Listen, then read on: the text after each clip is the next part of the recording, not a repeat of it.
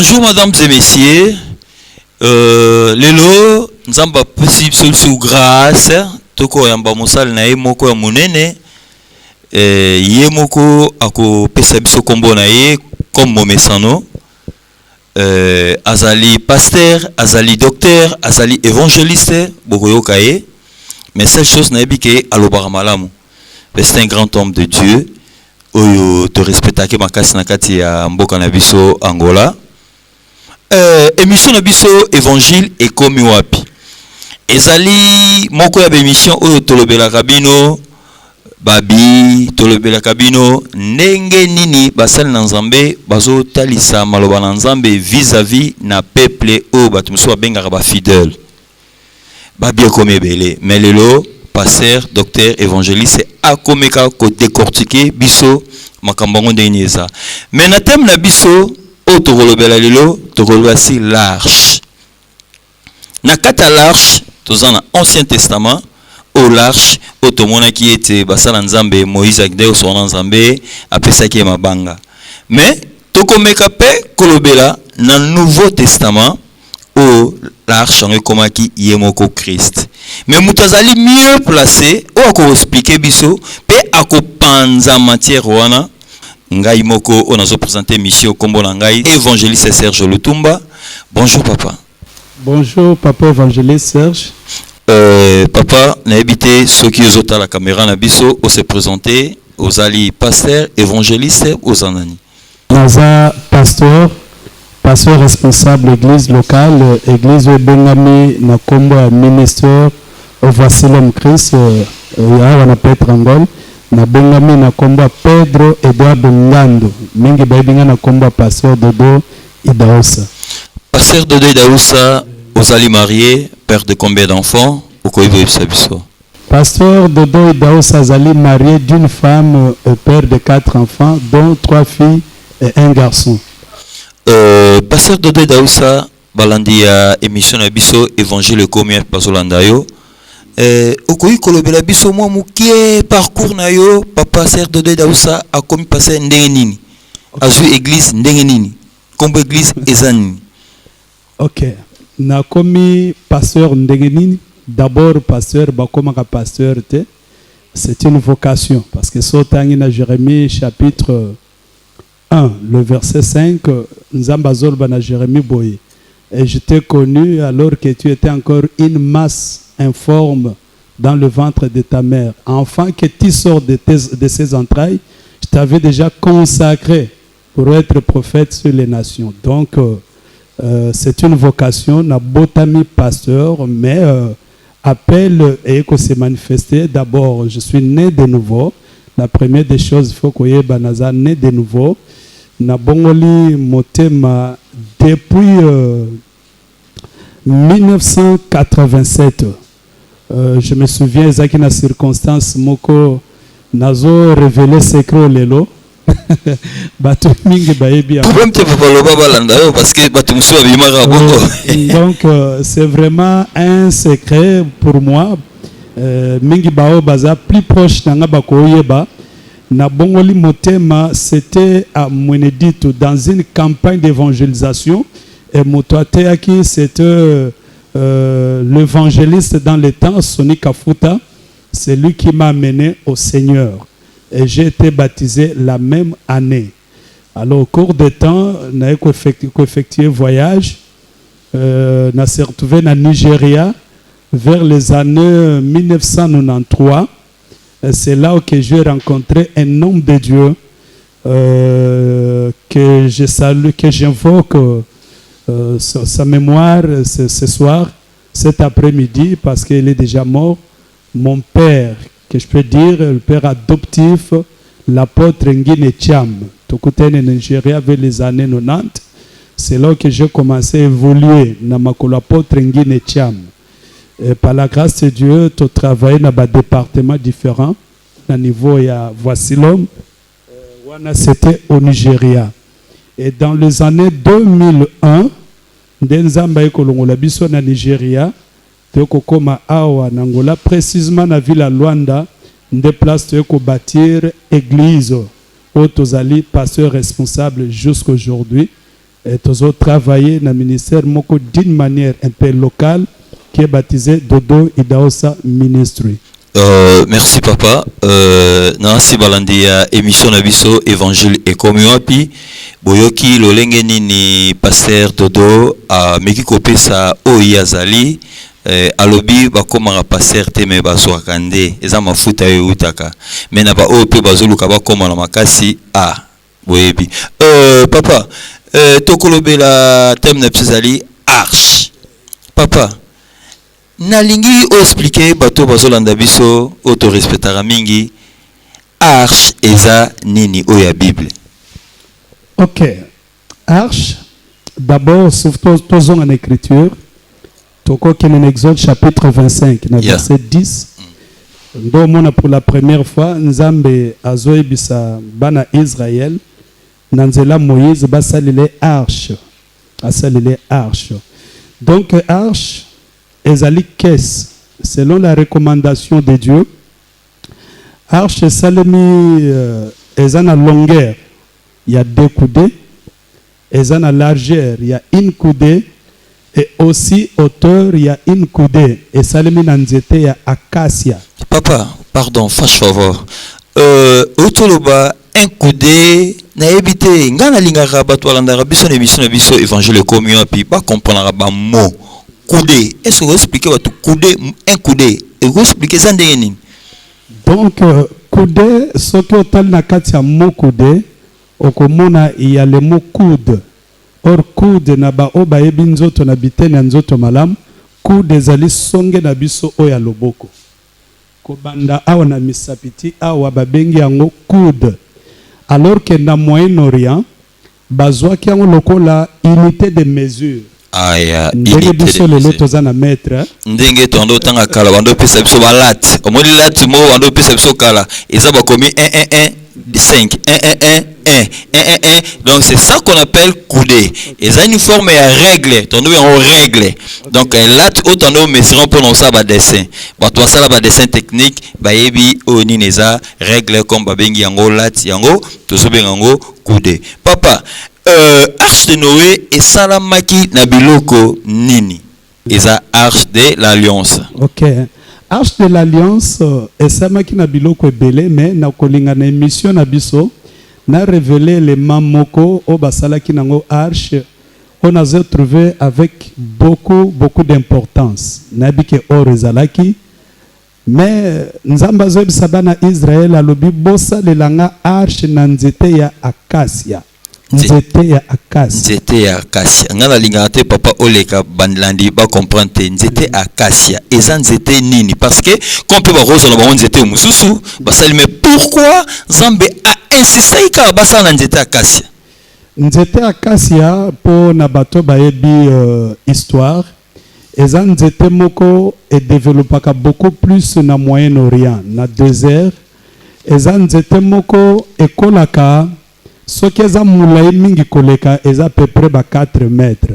Donc, zande bako benga arbuste. Donc, eza pena arbre te mais ezali arbuste nzete moko ya muke. Et puis nzetango ezoko la véritable acacia ezoko la mingi na banzube. À part kozala na banzube, ezala kokola pena na forme droite te. Au moins, ils ont bota bakouin, ils ont bota moi matutu. Ce que papa journaliste comprendre. Nzete yango ya acacia, ils ont nzete ozalaki tout droité. Mais zalaki na ba déformation. Et biso ba déformation de bien on papa autour matutu. Na tout temps fait gros vimba rotoyo. Mais papa, na so comprendre. Mais comment nzete zo bota matutu ba pesango valeur ndengwana et tina niveau ba selango arche. D'abord, eloko esengeli balandi na biso ba comprendre est que la vie chrétienne, la vie avec Dieu n'a pas été, comme je dis souvent, la vie chrétienne ce n'est pas un cadeau qu'on vous donne sur un plateau d'or. Donc cela veut dire que ce n'est pas la vie de facilité. Zoe eloko yo. Akasi ezanzete moko 1, ezana mwa banzube.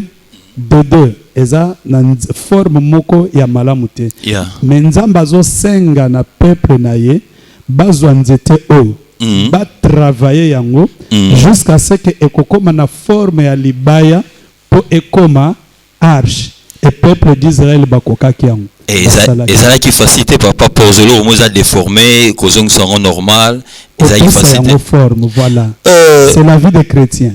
Yeah. Merci papa. Papa na évité so kolo bana fidèle parce que na kati ya arche ezalaki na biloko nini. Mais biso tebi ezalaki na mabanga mais bibo zolo bana biso ezalaki na biloko mosusu na kati wana. Biloko ngo eza nini oyo okole bisa balandi ya émission évangile comme wapi. D'abord eloko makasi otokolo bela pona arche eza otiko évoqué. La première des choses qui faisait la force au soit la valeur de l'arche, ce sont les deux pierres qu'on appelle les deux pierres de l'alliance. Au monango na Exode chapitre 10, tout comme au koko monango na Exode chapitre 20, parce que les conversations ya Moïse na Nzambe sur la montagne pendant 40 jours. Nzamba bengi Moïse a solola na kuna na montagne Nzamba pesi Moïse mabanga mibale. Na mabanga na bakomaki les 10 commandements ezali ko représenter la loi. Or la loi aujourd'hui c'est la parole de Dieu. De veut dire eloko ezosala que qu'est-ce wana ezana valeur ezaki parole de Dieu qu'on appelait la loi. Mais papa, les mêmes paroles de Dieu au questiongo et ben ko représenter tant que Moïse azwaki ko kitanaye abangaki bien amonaki lokola ke bato ya memeli bango mibeko bazokumisa nzambe mosusu. Bibelo bina biso ke mabanga ni longoye na maboko na ye ekoya ke bukanaki. Bosiko oni bakotaki na kati ya arche mabanga na bazwaki ongo mosusu bakotaki na biloko. OK, papa journaliste, merci vraiment pour la question. Sautant dans le même chapitre, Exode chapitre 31, on comprendre que tant Moïse a quitté na mabanga, n'est-ce pas? Si. Nzamba pese mabanga.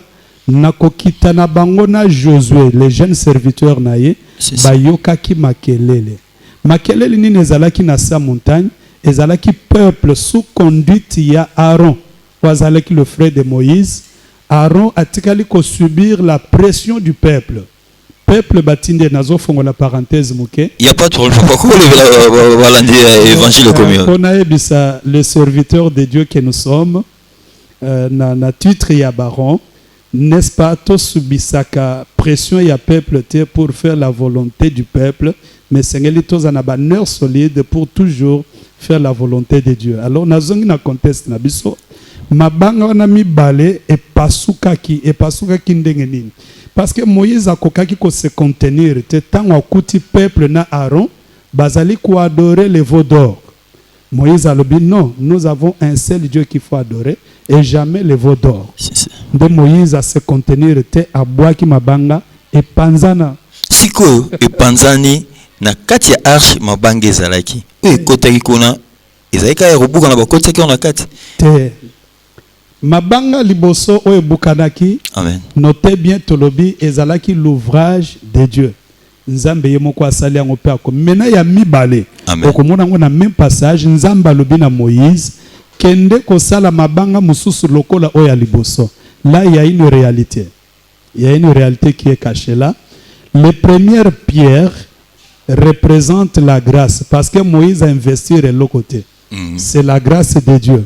Nzamba pesier par la grâce. Amen. Amen. Mais à koki ko gérer grâce te. À cause de problème, à cause de la réalité, à panzi mabanga qui était la grâce. Maintenant, Nzamba zo obligé yambala oyo ngate na kosala Moïse yo moko sala yango. Parce que imaginez papa journaliste na balandi na biso. Libanga okotaye yango na nini po pesa ngo forme on Nzamba pesa ki mabanga liboso. Libanga ezala ko beti yango koto yango panzaneli koto. Alors tomoni siko le sacrifice à la place de la grâce. Nous avons la parenthèse limbisanga obitoza batei. Ya papa nanga ngala bakisamo moke cela veut dire ezalaki devoir moko o Nzamba pesaki Moïse parce que a obéir te a bebisi eloko ya salaki na maboko na ye yango pesaki etumba ye asala pe o ya na maboko ça veut asufraki pour rejoindre libanga kotaye yango ko comme ça on a ezali facilité ezalaki travail moi salaki on a mutokipe na passe. Excusez-moi, Papa Serge, n'allez pas affirmer que Moïse n'a pas obéi. Moïse a obéi. Mais seulement Moïse ne s'est pas contenu vis-à-vis de la pression du peuple. Sous l'émotion, à quoi ici mabanga et panzani. Il fallait pas simba makasi parce que c'est le coup du panzambe. Yango simba ngolo nzamba peso makasi. Moni ngolo zana. Obala na ngolo, obota na ngolo, ozo musala na ngolo. Sko simba ngo makasi ko za lokola Moïse te. Et ça pena batu musu papa bazo kwesa bilo nzamba pesi bango na se. Ça bango na ngolo. C'est que ça ngo fota nzambe te ya bango mo basi. Ko fota mutu ye moko siko ya mi balekeba et ko za la susu ngolo te e comme sacrifice. Trop continuer la sur la sujet d'abso. Merci, merci. Ok, yami balé maintenant c'est le sacrifice. Oh Moïse ye moko faut patienter à tailler libanga jusqu'à ce qu'il fasse forme ya onzambe à salaki et maintenant yami balwana ndaki kokota na kati ya arche. Kobosa na te na arche, il y avait aussi la verge d'Aaron. Na arche, il y avait aussi une partie des mannes. Mais kotonga pe ngena na komana biso papa biloko nini ezaki na kati ya arche nzete yango ezaki na kati ya arche ezaki ekomaki kuna ndeye nini babiloko ko epsa bana na nzambe te balibota na nzambe te ba fidèle ya évangile combien parce que bayibaki na kati ya arche ezali kaka mabanga te mais ezalaki na biloko mususu siko biloko yango nini pe ekotaki ndenge nini soki otangi na Nombre chapitre 17 le verset 8 okomona bazolo belebiso likambo nzete ebotaki fololo. Imaginez Kane, Kane basimba kana maboko. Eboti. Il fallait na zalata na Kane. Kauka wana. Papa wala tanga chapeau basi. Pakola verni. Mais eboti. Donc bazui Kane wana balali siango na arche na une journée 24 heures du temps. Ça veut dire nzete elekisi toute une saison parce que tu dis que nzete peut bota fleur. Et botambuma il faut les kana saison. Les ana banzete musué les kana saison ya ba 3 mois, banzete musué les kana ba saison ya 6 mois, mais nzete oya Aaron et lekisa saison mobimba na une nuit. Lobi nango tamba yeko kota bakuti nzete boti fleur et boti mbuma. Nzambe a ordonné na nzete oyo bati kango na arche et ezaka le même nzete oyo melaki banyoka te wana. Yango wana kaka papa nzete wana nzete wana sala makambo bele mais eboti nzete sala makambo bele yesu nzamba za malamu amen amen amen ya ezaika yango blom sala na kati te apart nzete ezalaki na une partie ya man oyo bana Israël ba iliaki na désert pour servir souvenir nzamba ordonnaki na bango bazwa une partie de man babomba ngo na kati ya arche donc c'est ça. Voilà dit évangile comme wapi pasteur na se otiko expliquer bino ala kisi bino ke na kati ya arche ezaki na biloko musu na kati expliquer ke na kati ya arche ezaki na banzete ezaki na biloko ezaki ebele na kati musu atangi te mais soki bolandi botangi bible bomona ezaki na kati papa na deuxième question na biso tolinga totuna yo eloko nini esalaki que force ya alliance bien valeur ya arche. La valeur de l'arche c'était la présence de Pierre. C'est fini la parole. Liloba yango mutepesa ki arche valeur. Donc tango bazuika mabanga na otiko expliquer. Mabanga wana mibale tango koti na arche veut dire et différencier arche na ba caisse mususu. Dona rozwango par exemple lelo na habite so na ko anticiper yo mena ko sepela po mituneza ya yo ya pas trop papa koki ko lo mais papa elo monga na yebi na kati ya arche wana nani yango vraiment oyo azalaki aponamaki azala na arche et puis nani yango vraiment ko expliquer aponamaki atongela arche ndako poto ko na question mususu. Wow, maintenant ça c'est vraiment une autre chose. Ozongi singa na pensée ya séminaire moko na otiko pesa l'église thème nango ezalaki et voici j'habite dans une maison de cèdre cependant que l'arche de l'Éternel est dans une tente. Vous allez penser à David. Donc ça ne va pas dire que David a ponamaki non. David a eu pensé arche o ezalaki na kati ya désert. Et tamboli na kati ya tente.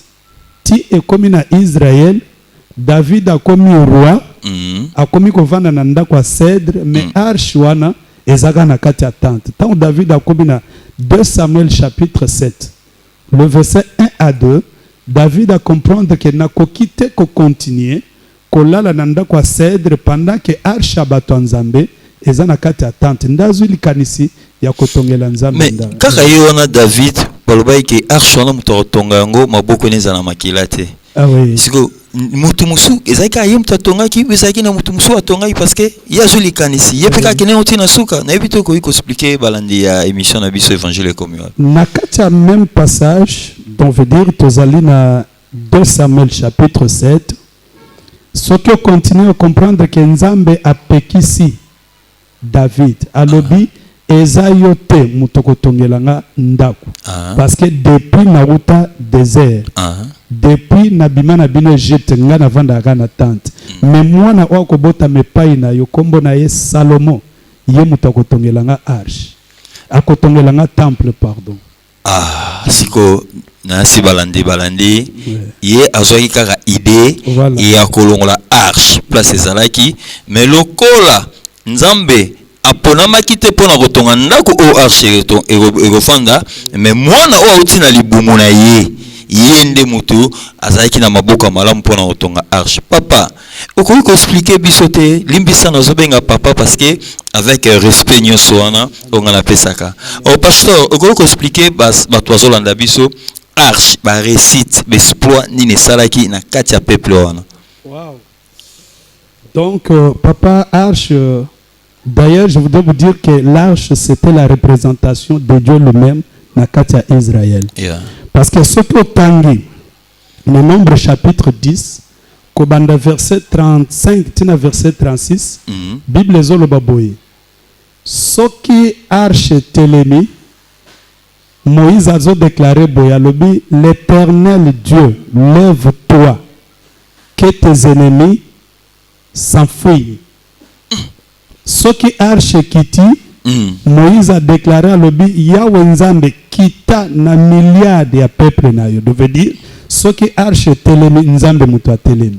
Ce qui arche vandi arche mutu vandi. Et puis arche zalaki na puissance parce que c'est Dieu lui-même.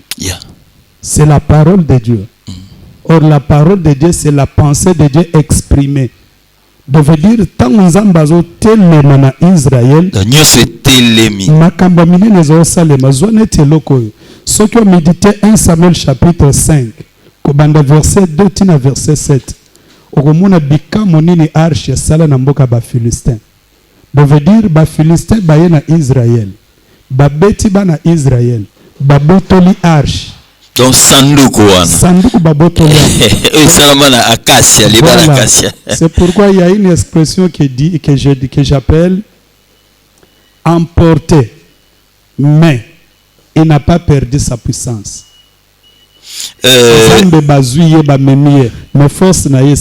Papa, na kati na nute na osenga na réalisateur na biso Alegria ameka ko pesa biso mateya oyo oteyaki panda ya séminaire wana Alegria pesa biso moins 2 minutes ya mateya oyo papa teyaki na séminaire. Action. Je prie au nom de Jésus. Avant au le cas, Tonanda kwa monene na jina yo. Ekotika la référence. Rien n'est impossible à Dieu. Tout est possible à celui qui croit. Maintenant, écoutez. C'était la préoccupation de David. David posa motema na ye. Ezaki sima na ngai. Abeta lisolo ya David. Na kati ya Israël. Balo bakateki atonga kuna ye. Mais tine lelo tozotanga kombo ya David. Parce que toyebi ke moto ya liboso na Israël. Azolikanisa kotongela ndako nzambe ndako. C'est David. Ata tonga yango te. Abimisa mbongo na ye. David. La deuxième raison qui motivait David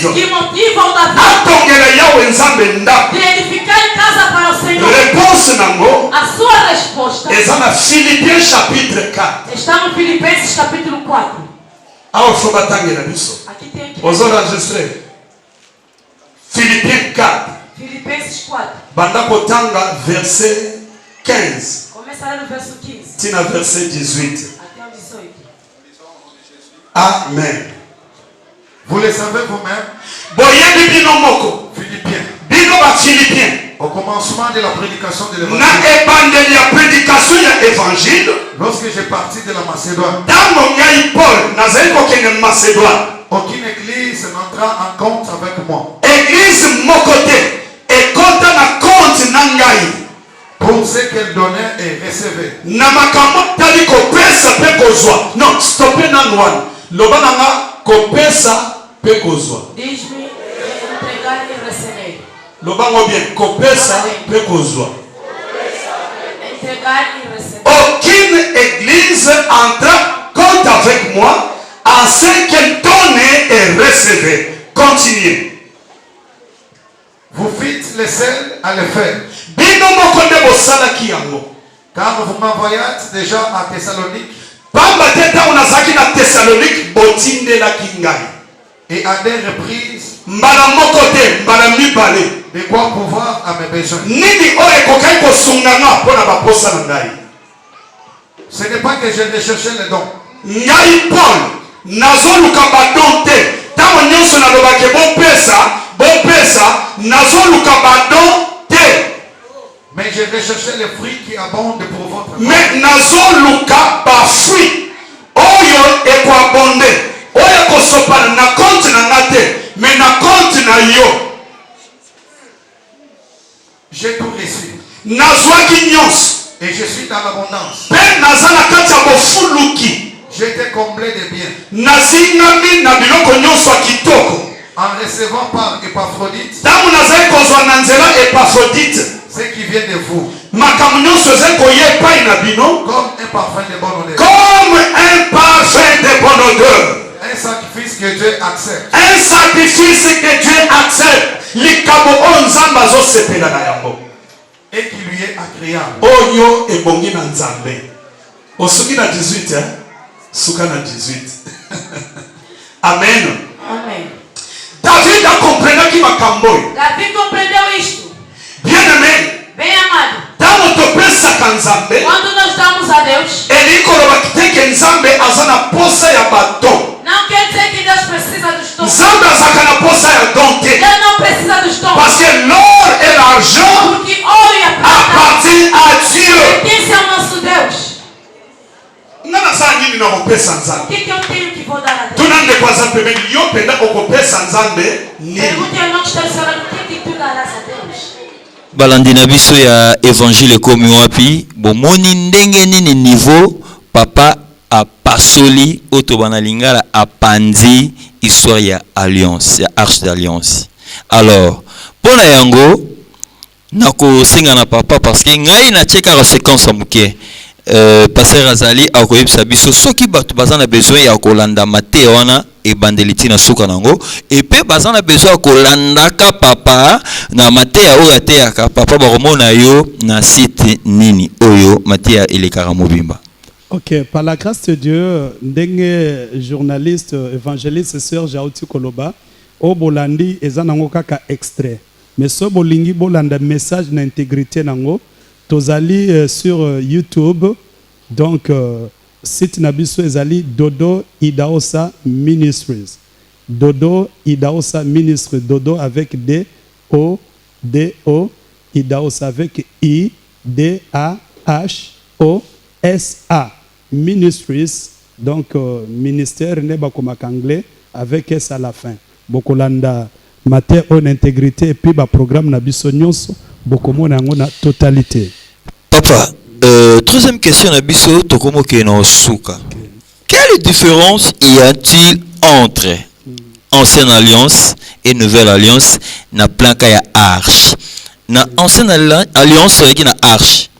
Na nouvelle alliance tozape na arche. O tobenga Jésus-Christ. Oya kala ezalaki sanduku ya mibeko. Ezalaki na mabanga, de totoloba ezalaki na biloko na kati kuna et puis yango ezalaki kopesa victoire ndenge papa otoyi ko expliquer biso. Mais na kati ya nouvelle alliance toyi kokoma na ye moko Christ. Oyo biso ba chrétien toyambai comme Seigneur et Sauveur. Papa okopesa biso expliquer biso ndenge na différence wana na kati. Ok, avant de me la différence, il y a arche dans l'ancienne alliance et puis arche dans la nouvelle alliance. L'arche dans la nouvelle alliance, on a les recours à l'authenticité. Pourquoi on a les recours à l'authenticité? Pourquoi on a recours à l'authenticité? Parce que Dieu n'a pas commencé à parler avec Moïse. Depuis l'éternité, Dieu parlait. Mais quand il parlait, ce n'était pas avec l'arche. Donc l'arche, il y a une façon intermédiaire. Yeah. Maintenant, tant que comme la nouvelle alliance veut dire, arche maintenant ezongi ndenge zagi ne bandeli parce que ce que dans Jean chapitre 1. Jean mutazolo bango bien. Jean zolo baboyi.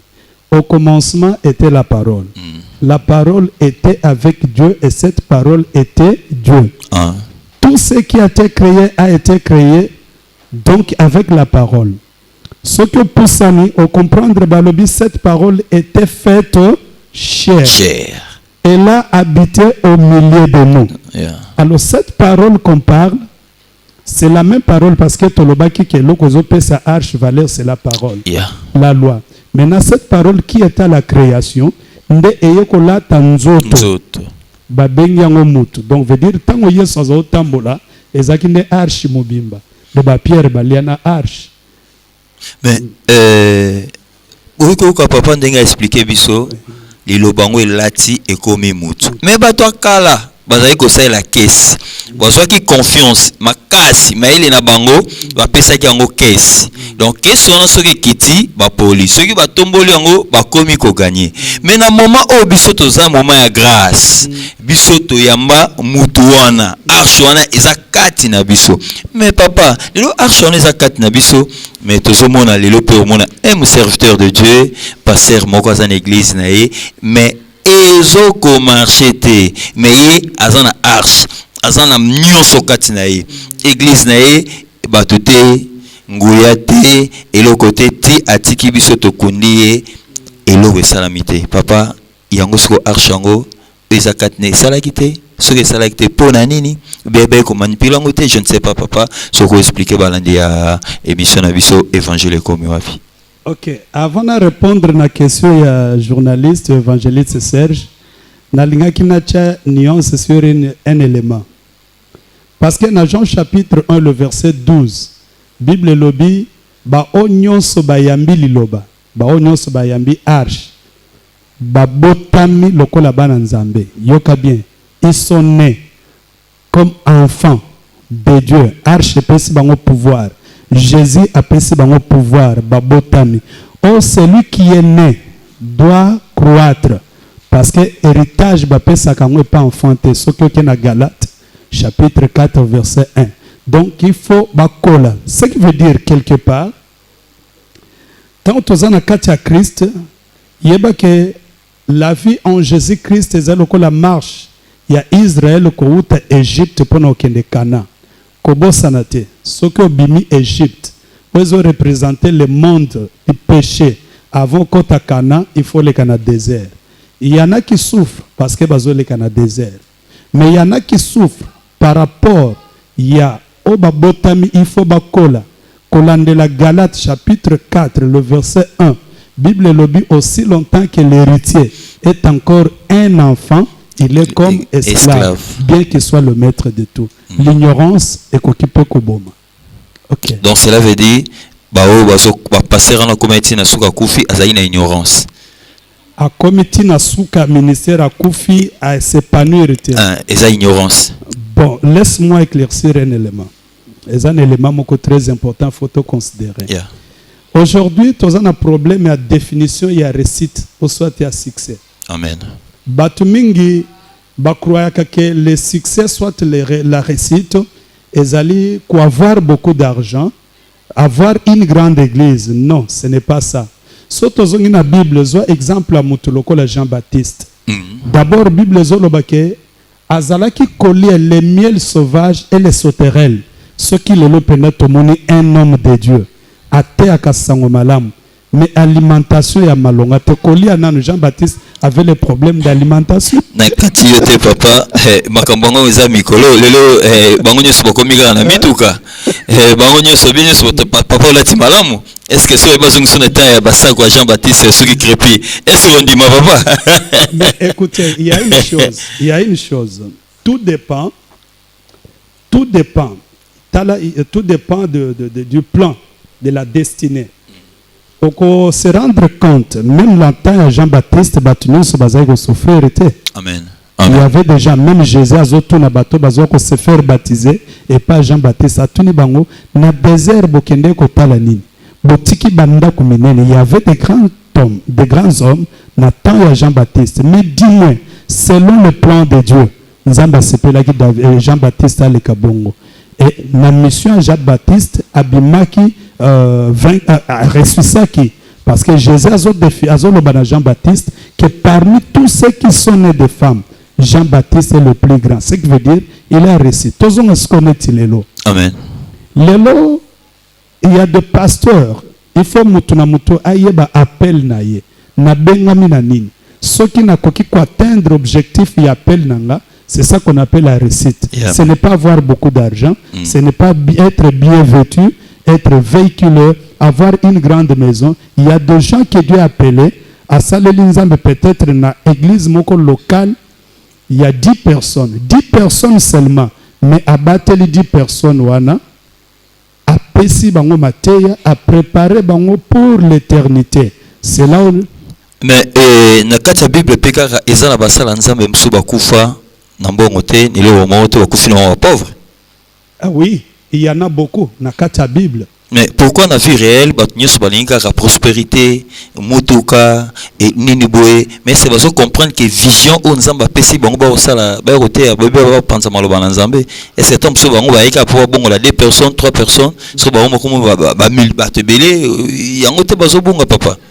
Papa, l'église du dernier temps, nous avons un problème, ça il faut l'avouer. Problème est bon église à dernier temps. Bon ça micro OK. Problème est bon église à Tayasuka, c'est le message de la prospérité. Ce message est mal compris et des fois même mal prêché. Aujourd'hui, tout le monde croit à la prospérité jusqu'à tel point nous sommes prêts à tout faire ne fût-ce que pour nous à la prospérité. Et pourtant, notez bien. Nzambe abengeli biso te foto ba objectif na biso ya koyamba Yesu lokola mokonzi pe mobiki sezanini. Amen. Méditez Matthieu chapitre 6. Ce qui otangi na verset 25 jusqu'au verset 34, Jésus-Christ azali ko enseigner ba disciples sur les inquiétudes. Alobi na bango ne vous inquiétez pas. Ne vous demandez pas pour votre corps de quoi vous serez vêtu, ni de votre vie de quoi vous mangerez. Ainsi de suite. Dans verset 34, 33, alobi pour vous, cherchez premièrement le royaume de Dieu et sa justice. Et toutes ces choses, bilamba, metuka, et koya lokola matabi. Balandi ya émission na biso évangile komi wapi to komo koma na suka ya émission na biso.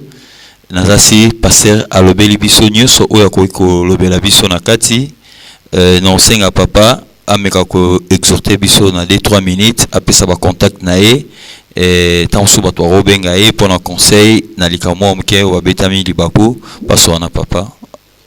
OK, exhortation nanga directement pour ko fortifier bandeko bazolanda biso na sepela ki na zonga na conclusion ya conversation na biso par rapport à makambo etali la vie matérielle, le matérialisme. Nzambe abengi Abraham na Genèse chapitre 12. Kobanda verset 1, tina verset 3, Nzambe azo promettre Abraham la grandeur. Azo promettre ye de richesse. Azo promettre ye une postérité. Nzambe yebisi Abraham makambo belé. Mais dans le même chapitre, tant que comme na verset 10, veut dire le solo ya Nzambe na Abraham et utiko sila au lieu Abraham à vivre la prospérité, à vivre la grandeur, la première des choses où Abraham a vivre c'est la famine. Bible lobi esika Abraham azalaki nzala eye. Mon frère, ma soeur, vous avez l'appel de Dieu. Vous êtes nés de nouveau. Vous avez des promesses, les prophéties. D'ailleurs, je vous dis que la Bible que nous avons, c'est la prophétie par excellence. La Bible, c'est notre héritage. La Bible nous promet de grandes choses. Mais il y a une chose qu'il faut savoir. Nous ne sommes pas épargnés aux épreuves. Or, l'épreuve est quoi? D'une manière ou d'une autre. Ce qu'Abraham a le cas qui n'a pas épreuve, nous aussi nous allons passer par les épreuves. L'épreuve est quoi pour bomayote, mais l'épreuve est quoi pour étayer. Parce que notre foi, comme le dit la Bible, est précieuse comme de l'or. Or, est na valeur, bazwaka na profondeur de la terre. Ezana ba salité ma belé biloko belé pour na or ezala purifier. Cet or doit passer par le processus du feu. Donc, moto yango zali ko représenter la souffrance. Vous avez déjà la promesse de Dieu. Vous avez une grande destinée. Le col Jérémie, Azolo Barabiso na Jérémie, chapitre 29, le verset 11. L'Éternel dit, je connais le projet que j'ai formé sur toi. C'est le projet de paix et non de malheur, pour vous donner un avenir et de l'espérance. Je voudrais tout simplement vous dire, malgré la souffrance, malgré le temps difficile, il y a un projet de la part du Seigneur qui t'attend. Que mon Dieu vous bénisse. Réjouissez-vous dans le Seigneur. Amen, papa. Tokomi na suka ya émission na biso ezalaki présenté par ya évangéliste Serge Lutumba na pesi batu nyonso balandi biso attentivement. Merci Zambé na biso ya évangile komio puis apambola bino. Pasteur Autu Koloba o nyonso lobi wana ezoko engagé parce que na connaissance na ye wa pesi ba makamyo nyonso lobi wana. Na ko fesha kosi sa émission na ngaite sont na remercier ba partenaire o bayaka ko soutenir biso émission na biso évangile et communion api.